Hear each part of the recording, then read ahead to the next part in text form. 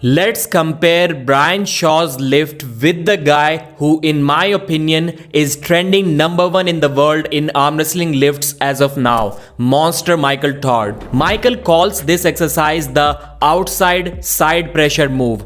Why? Because side pressure is mostly trained with an inside hook kind of move, but you can train it with the top roll as well. That's why outside side pressure. Here, Michael is doing 102 kilos for 5 reps, which is till now his personal best. When Michael got this machine about 7 or 8 weeks ago, he was still able to do 102 kilos, but only for a single rep. Brian Shaw is lifting here what seems to be like 345-pound plates, so about 40 kilos less than Michael Todd. But first, take a look at this comment. I think you can easily add another.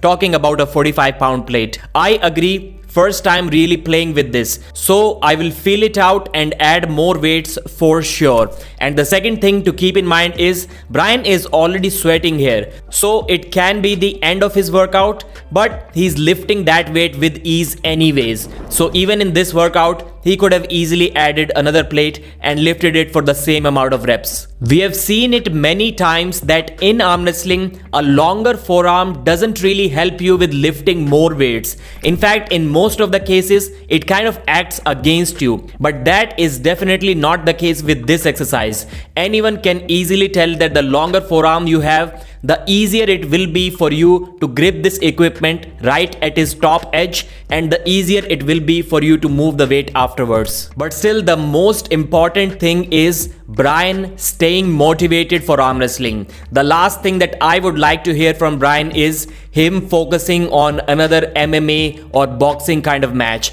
That would kind of drift him away from arm wrestling. And everyone knows that as long as he keeps himself motivated, as long as he stays into arm wrestling, he is going to get better for sure. Show strength, do the work. I have never been afraid of working hard to achieve my goals. Nothing worthwhile comes without putting in a lot of hard work. That's true in sports, business, and life. Knuckles Up 5 is going to be by far the biggest and best Knuckles Up event ever.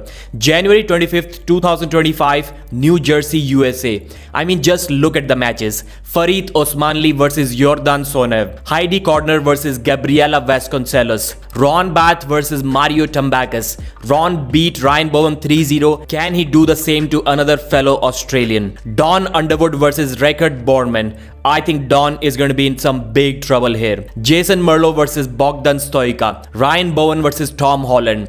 Hugh Minji versus Paul Passmore. Tatiana Faria versus Nadia. Then Toshiyuki Shishido versus Nick Stone. Cody versus Matthias. Yoshiko versus Merlin. Matai Varangi versus BJ Fokakis. Ryan SP versus Vitor. I think this may be one of those cards where most of the matches are absolute wars. Almost all of the matches look really close and unpredictable.